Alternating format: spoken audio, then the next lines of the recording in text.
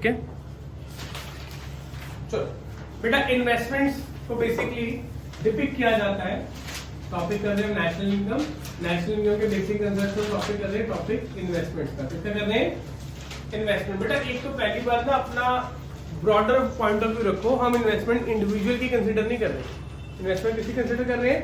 Country की, पूरी economy की।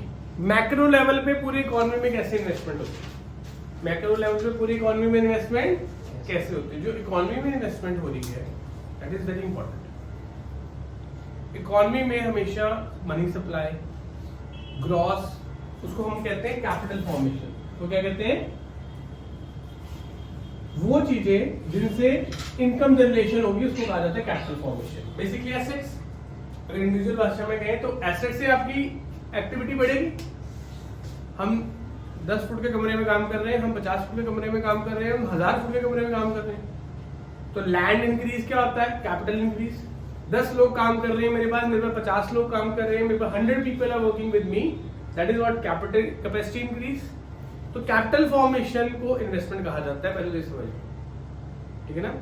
कई बार वर्ड जैसे डेप्रिसिएशन आएगा इन्वेस्टमेंट से कंटेक्स्ट। क्या होता है depreciation? Decrease in the value. क्या होता है? तो वो कैपिटल फॉर्मेशन वर्ड भी लिखा आ सकता है। तो इसका मतलब हमें इकोनॉमिक मीनिंग के पॉइंट ऑफ व्यू चलना है, अकाउंट्स की रेफरेंस लेनी है समझने के लिए, क्योंकि वो होती है काउंटिंग, ठीक है। हमें 100% चलना है। Investment refer to the addition to the capital stock. Word underline करो, क्या लिखा है? Capital stock, addition to capital stock. अब आपको स्टॉक तो उसको कहते हैं जो करंट ईयर में होता है। बेटा इकोनॉमी में जब मैक्रो लेवल पे जाते हैं ना, सब कुछ स्टॉक है, क्योंकि सब कुछ गवर्नमेंट के पॉइंट ऑफ व्यू से सब कुछ रोटेट होता रहेगा। इंडिविजुअल पर्सन के लिए कोई चीज 10 साल होगी, कोई चीज 20 साल होगी। गवर्नमेंट के लिए हर चीज क्या है? जो रोटेशन में है। हर चीज क्या है? रोटेशन में। तो इसका मतलब कैपिटल स्टॉक जो कि हमारे गवर्नमेंट के पास as a assets, as a rotation, as a raw material, वो सारे प्रोसेसेस जो हमारे इंडस्ट्रियल ऑपरेशंस को इकोनॉमी में चला रहे हैं, ठीक है। During an accounting year, so investment will be referred as I is equal to change in K. What is K? K is capital stock. K का मतलब क्या हो गया? Capital stock. ठीक है। अब इन्वेस्टमेंट्स को दो तरह से क्लासिफाई किया है। नंबर 1 इज फिक्स्ड इन्वेस्टमेंट, दूसरा इन्वेंटरी इन्वेस्टमेंट। ये बहुत इजी है। फिक्स्ड इन्वेस्टमेंट मतलब जो कि परमानेंट कैपिटल एम्प्लॉय होगी। अब इकोनॉमी के पॉइंट ऑफ व्यू से फिक्स्ड इन्वेस्टमेंट कौन सी होती है? बहुत बड़े बड़े इन्वेस्टमेंट, डैम बनाना, एयरपोर्ट्स बनाना, इलेक्ट्रिसिटी के थर्मल प्लांट्स लगाना, रोड्स बनाना, वो कैपिटल इन्वेस्टमेंट फिक्स इन्वेस्टमेंट होती है। गवर्नमेंट सोलर पैनल्स के ऊपर जैसे आजकल लगा रही है कि कोई इन्वेस्टमेंट 10 साल के लिए करना, 20 साल के लिए करना, 25 साल के लिए करना, तो 100 साल के लिए करना, कंसिडरिंग 100 साल तो चलो विजुअलाइज नहीं कर सकते, बट कभी ना कभी तो हमारी PSUs बने, उनके ऊपर इन्वेस्टमेंट की गई ना 10-20 साल की, लॉन्ग टर्म चलेंगे। इस तरह से जितने भी लॉन्ग टर्म इन्वेस्टमेंट्स गवर्नमेंट की इकोनॉमी की के लिए होंगे, जैसे मैं आपको बोला था एक पानी के ऊपर बहुत बड़ी समस्या है दुनिया में, उसके लिए प्रोजेक्ट ऑपरेशन गंगा शायद हमें 2030 के बाद ऑपरेशनलिटी में दिखेगा, उसको पूरा होते होते 10 साल लगेंगे, फिर यूज में आते आते शायद 20 साल भी लग जाए, पर अगर वो हो गया तो शायद 50-60 ईयर्स 100 ईयर्स के लिए हमारी पानी की प्रॉब्लम सॉल्व होती नहीं होती। ये तो इम्प्लीमेंटेशन पे डिपेंड है। पर बिजनेस स्टडीज का टॉपिक प्लानिंग फेज चल रहा है। कौन सा फेज चल रहा है? वो जब शुरू होगा तो ऑर्गेनाइजिंग फेज आएगा, उसके बाद डायरेक्टिंग फेज आएगा कि एग्जीक्यूट कैसे करना है। तो ठीक है। Fixed investment increase in the stock of capital in terms of fixed asset which are repeatedly used in process of production. तो आपने याद क्या रखना है? फिक्स कौन से इकोनॉमिक प्रोसेस ऑफ प्रोडक्शन में यूज होते हैं। रोड्स, एयरपोर्ट किस चीज में हेल्प करते हैं? गुड्स की मूवमेंट में, लॉजिस्टिक में, उनकी सप्लाई चेन में, उनकी क्रिएशन में, रॉ मटेरियल इधर से उधर लेके जाना, लेबर्स की मूवमेंट इजीली होनी, रेलवेज, ट्रांसपोर्ट्स, इंफ्रास्ट्रक्चर। आजकल इलेक्ट्रिक बसेस शुरू हो गई हैं, हैव यू हर्ड दैट? 5-8 घंटे की उनकी कैपेसिटी रनिंग की, तो रिन्यूएबल सोर्स ऑफ एनर्जी में शिफ्ट कर रहे हैं हम, उससे सस्टेनेबिलिटी भी बढ़ेगी। क्या मोनोरेल, फ्लाइंग टैक्सीज की, तो इसका मतलब क्या हो रहा है? वो तो हम ट्रैफिक मैनेजमेंट के लिए जा रहे हैं ना, तो इसका मतलब अल्टरनेटिव जब चीजों को फास्ट करना, एक जगह से दूसरी जगह पहुंचाना, that is main process of production, ठीक है। A fixed investment increase the stock of fixed asset with the producer during an accounting year. ये हमेशा किसके कंटेक्स्ट में होती है? प्रोड्यूसर्स के कंटेक्स्ट में होती है। किसके कंटेक्स्ट में होती है?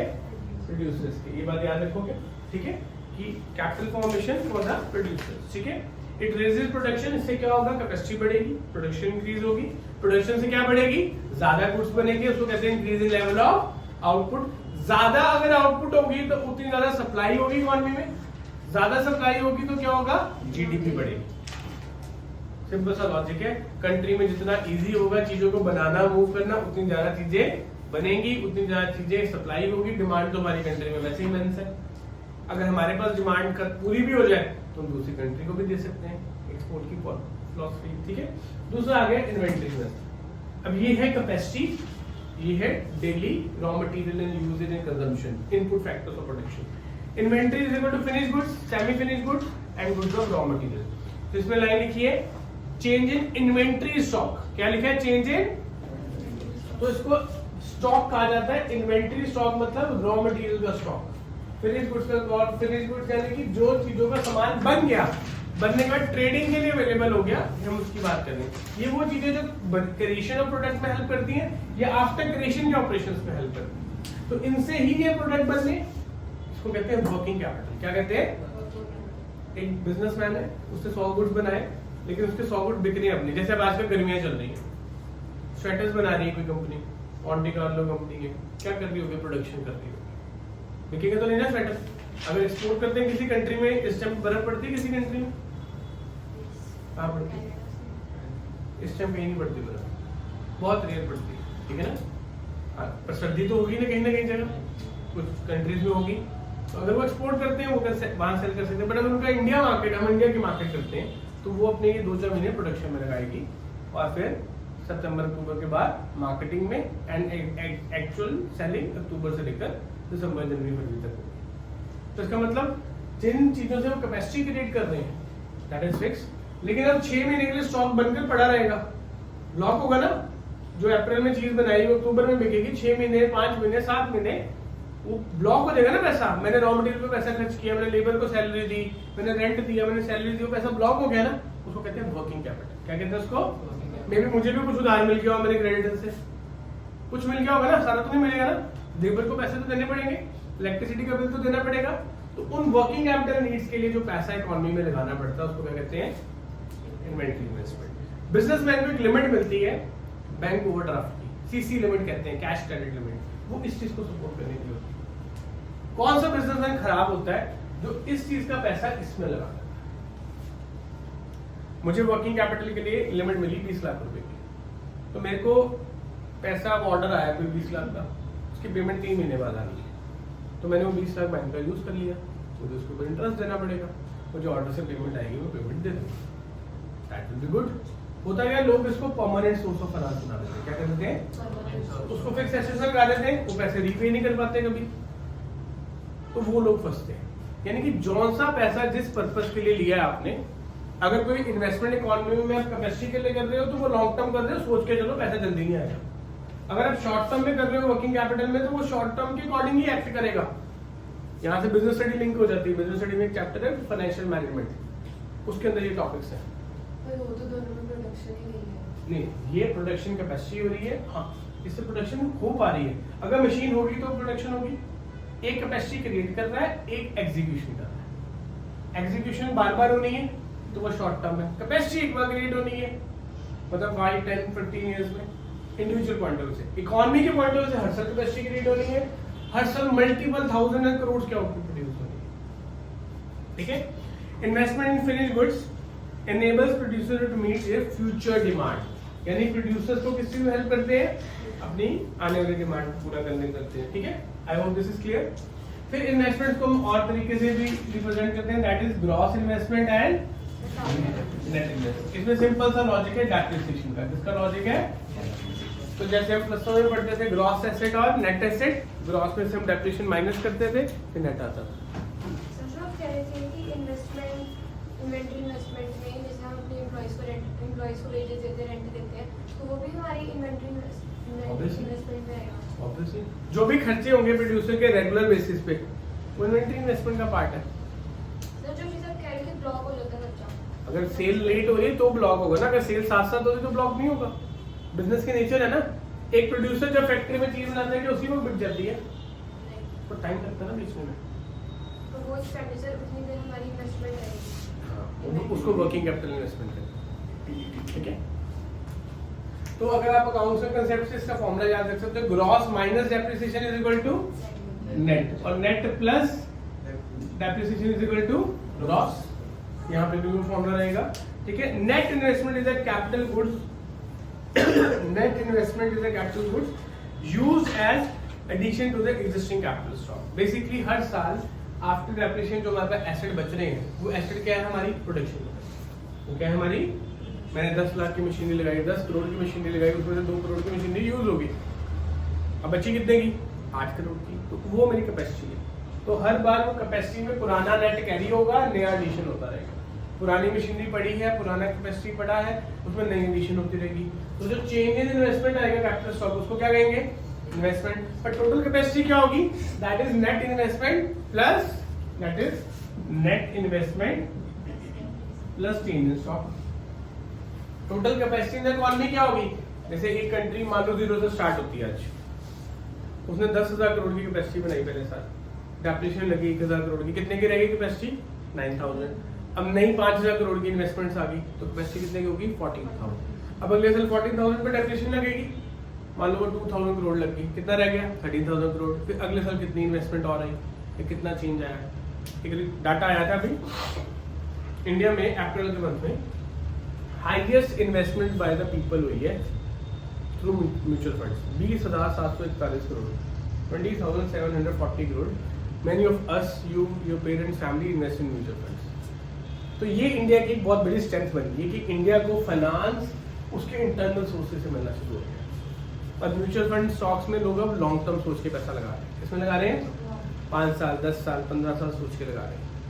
तो उससे क्या रहा है, वो पैसा यहाँ नहीं जा रहा, कहाँ जा रहा है, फिक्स्ड। और वो अल्टीमेटली पैसा किसको जाता है, कंपनीज को। किसको जाता है, या प्रोडक्शन प्रोसेस में जाता है। तो प्रोडक्शन में इसका मतलब फिक्स्ड इन्वेस्टमेंट इंटरनली पब्लिक ही करना शुरू होगी कितने साल। तो that is a very biggest strength, जिसने कह रहे कि इंडिया प्रोडक्शन और इंडिया ग्रो करेगा इकोनॉमिकली। समझो ना रेलेवेंस। आगे हमें कोई कैपेसिटी बढ़ानी, को प्लांट लगाना, कोई रोड बनानी, को डैम बनाना, हमें लोन लेना पड़ता था फॉरेन से, वर्ल्ड बैंक के पास जाना पड़ता था, डेवलप्ड नेशन के पास जाना पड़ता था। अब हमारे यहाँ के लोगों ने ये चीज समझ ली है कि हम अपने पैसों को यूज करें, उसमें से उनको भी फायदा होगा और कंट्री को भी फायदा होगा। उनको कहते हैं कैपिटल फॉर्मेशन। क्या कहते हैं, कैपिटल फॉर्मेशन।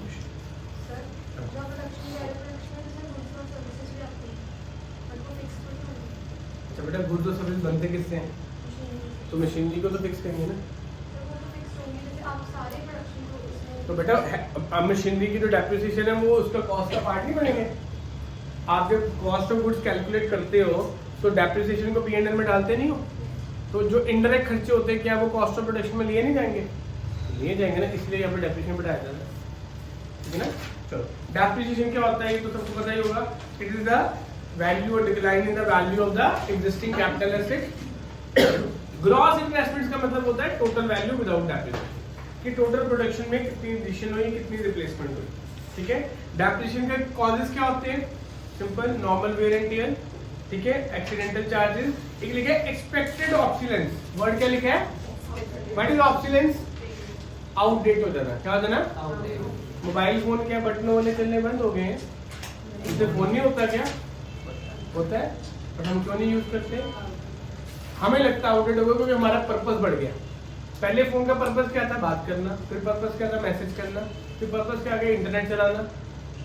तो जिसका आज ये पर्पस है, मैंने इंटरनेट नहीं चलाना लेकिन मुझे नंबर चाहिए, उसको रखना चाहिए बटन वाला phone, that is more useful, ठीक है ना। जिसका पर्पस है मुझे इंटरनेट करना है, मुझे बिजनेस करना है, उसके ऊपर काम करना है, उसको स्मार्टफोन रखना चाहिए।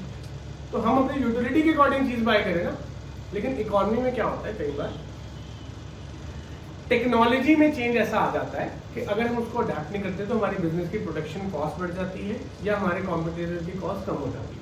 बेसिकली हम उतनी कॉस्ट पे काम कर रहे हैं, हमारा कॉम्पिटिटर लेकिन कम कॉस्ट पे काम कर रहा है, तो भी हम बाहर हो जाएंगे। या हम प्रोडक्ट की जो एफिशिएंसी लेवल थे वो उतना नहीं बना पा रहे जितना कॉम्पिटिटर बना पा रहे। कॉम्पिटिटर दूसरी दुनिया भी है, रेस्ट ऑफ द वर्ल्ड भी है।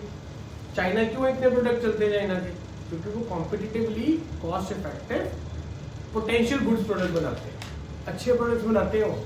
हम लोग कह रहे थे चाइनीज प्रोडक्ट है, पर चाइनीज प्रोडक्ट की लाइफ भी अच्छी होती है, सभी की तो नहीं बुरी होती ना।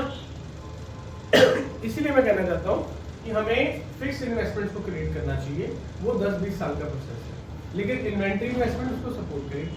और डेप्रिसिएशन के कॉजेज, अब इसमें मैंने एक चीज़ बताई है कि एक तो हमें पता है कि हमारी डेप्रिसिएशन क्यों लगनी है, जो over the time technology change होनी है। एक डिफरेंस लिखा है मैंने एक्सपेक्टेड ऑब्सोलेंस का और अनएक्सपेक्टेड ऑब्सोलेंस का, इसको माफ कर। हम एक सबसे पहला पॉइंट उसके ऊपर डायग्राम में क्या लिखा है, रिप्लेसमेंट थ्योरी बहुत इंपॉर्टेंट है। रिप्लेसमेंट थ्योरी इकोनॉमिक्स में बहुत इंपॉर्टेंट है और डेप्रिसिएशन उसके ऊपर चैप्टर है। कब एसेट को चेंज करना चाहिए, एक तो होता है एसेट टूट जाए, गाड़ी टूट जाए, मजबूरी में चेंज करेंगे। एक होता है हमें पता लग गया उससे एफिशिएंसी और इफेक्टिवनेस दोनों कम हो गई है, तब चेंज करेंगे।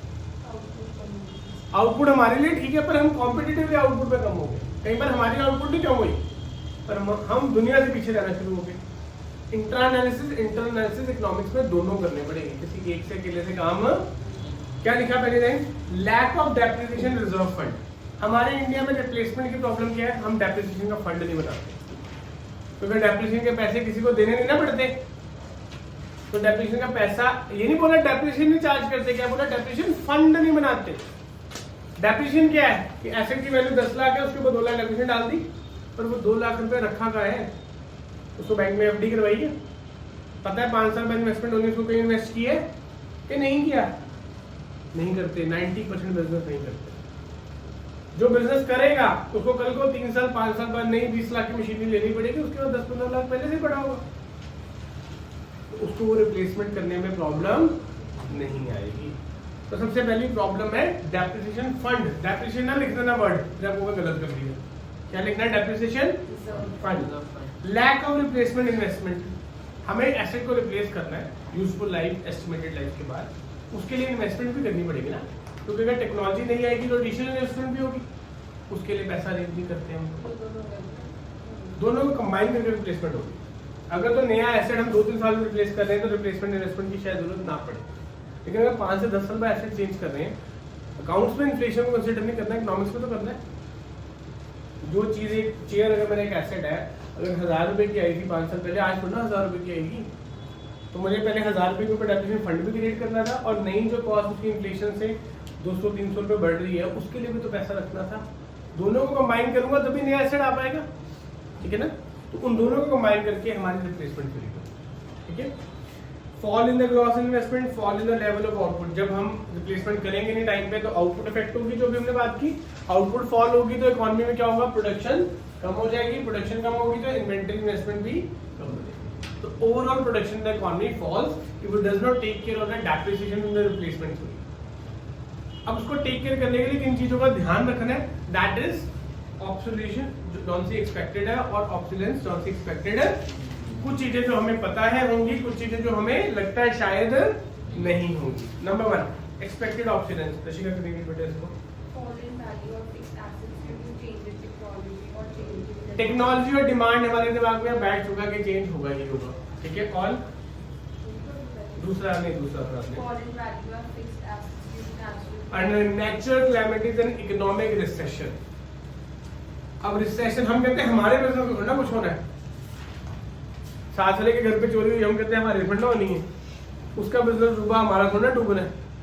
बेटा जब इकोनॉमी हिट करती है, इन्फ्लेशन अगर कुछ दुनिया में हिट कर रही है, हम एज ए इंडिया में बैठ के गए, हमें तो नुकसान कभी भी नहीं होगा, वो हम भाग रहे, इग्नोरेंस करते हैं। अगर आउटपुट लेवल पूरी इकोनॉमी में कम हो रहा है, पूरी दुनिया में साइड इफेक्ट आ रहा है, अगर हमारी इकोनॉमी दूसरी इकोनॉमी से जुड़ी हुई है तो इफेक्ट कुछ ना कुछ हमें भी आएगा। इंडिया में चीजें अभी भी कंट्रोल्ड और मैनेज है, बट ये अभी इलेक्शंस के बाद ही 3 महीने बाद ट्रू पिक्चर पता लगेगी कि वो जेन्युइनली मैनेज है या मैनिपुलेटेड है। अगर वो जेन्युइनली मैनेज होंगी तो प्राइसेस मैनेज करते तो that is a commendable job of our government. 2008 में एनडीए की गवर्नमेंट नहीं थी, यूपीए की थी, उन्होंने ये जॉब की थी, पूरी दुनिया क्राइसिस में गई थी, इंडिया नहीं गया, तब भी उन्होंने इंडिया को इस चीज से बचाया था बेसिक लेवल से। तो जिस गवर्नमेंट ने अच्छा काम किया कहना चाहिए, बट ये वाली गवर्नमेंट अगर अब कर पाएगी तो हम देखेंगे ना, क्योंकि इन्फ्लेशन को आप खत्म नहीं कर सकते। इन्फ्लेशन के अकॉर्डिंग अपनी प्रोडक्शन, अपनी टेक्नोलॉजी, अपनी इन्वेस्टमेंट, अपनी रिसोर्सेज उनको मैनेज कर सकते हैं, ताकि लोगों को तंगी एक लिमिट तक हो। बेटा सब चीज़ों की कॉस्ट बढ़ गई, हर चीज़ की कॉस्ट 10 से 10 साल में डबल तो होगी है कि नहीं होगी है, बट जिन चीज़ों की नहीं हुई उन लोगों के सेक्टर के लोगों की इनकम नहीं बढ़ी। सिंपल सा फंडा, जो बंदा 10 साल पहले जो पैसे ले रहा था, इनकम कमा रहा था, अगर आज उससे सिर्फ 10-20% ही ज्यादा कमा रहा है तो उसका मतलब उसको प्रॉब्लम आ रही है। जिसकी इनकम भी बढ़ी और खर्चे भी बढ़े, खर्चे तो सबके बढ़ गए, वो बंदा मैनेज कर पा रहा है। सिंपल सा फंडा है, ठीक है ना। It is a part of depreciation, ये बहुत इंपॉर्टेंट है प्रैक्टिकल में। ऑब्सोलेंस का जो एक्सपेक्टेड पार्ट है वो किसका पार्ट है? डेप्रिसिएशन का। लेकिन जो अनएक्सपेक्टेड पार्ट है वो डेप्रिसिएशन नहीं है, वो कैपिटल लॉस है। वो क्या है? ये 1 मार्क में क्वेश्चन आ जाता है कि देयर वाज अ रिडक्शन और इन द वैल्यू और fall in the value of the asset due to this reason. पहले उस रीजन को समझना पड़ेगा कि वो एक्सपेक्टेड है या, अगर एक्सपेक्टेड है तो उसको डेप्रिसिएशन कहेंगे, अगर अनएक्सपेक्टेड है तो कैपिटल लॉस पे। बात समझ आई? कैपिटल लॉस पता है कौन सा होता है? जब हम एसेट को बेचते हैं तो उसमें प्रॉफिट लॉस नहीं आता, वो कैपिटल लॉस। 10 लाख का एसेट है, 4 लाख डेप्रिसिएशन लग गई, कितना रह गया? 6 लाख। 6 लाख का एसेट 5 लाख में बेच दिया, कितना लॉस आया? वो 1 लाख लॉस। अगर 7 लाख का बेच दिया तो वो कैपिटल गेन है, उसको कैपिटल लॉस है, ठीक है ना। इसका मतलब कैपिटल लॉस और कैपिटल गेन के लिए प्रोविजन भी बनाना चाहिए। हम तो नॉर्मल डेप्रिसिएशन नहीं बनाते, ठीक है। It is manage through depreciation reserve fund, it is manage through insurance. क्या वर्ड लिखा है? आप उसकी इन्फ्लेशन कितनी होगी, डिप्रेशन कितनी होगी, कैपिटल लॉस कितना होगा, कभी नहीं जज कर सकते एग्जैक्टली। डेप्रिसिएशन तो एक परसेंटेज के अकॉर्डिंग वैल्यूएशन एस्टिमेटेड आ जाएगी। बेटा किसी की फैक्ट्री है, उसमें 50 मशीनें लगी हैं 10-10 लाख रुपए की या 1-1 लाख रुपए की, 50 लाख की मशीनें लगी, आग लग जाए उसकी फैक्ट्री में, मशीनें खत्म, 50 लाख की नई मशीनें ले आएगा वो। इंश्योरेंस करवाई होगी, उसमें लाख रुपए प्रीमियम देता भी होगा साल के लिए, तो 50 साल तक की टेंशन खत्म है कि मेरा बिजनेस बंद नहीं होगा। तो insurance is the biggest tool to protect your business from uncertainty, ठीक है ना। तो इंश्योरेंस करनी चाहिए, क्योंकि तो जिस साल पंगा बढ़ जाए, लाइफ में एक ही बार बहुत होता है, अनएक्सपेक्टेड क्लैमिटी होनी लाइफ में एक ही बार बहुत है, उससे काम खत्म हो जाता है बिजनेस का। तो इन्वेस्टमेंट्स को एक तो हमने फिक्स्ड और इन्वेंटरी के अकॉर्डिंग क्लासिफाई करना है, एक हमने ग्रॉस और नेट के अकॉर्डिंग क्लासिफाई करना है। क्लियर है सबको? कोई दिक्कत तो नहीं? चलो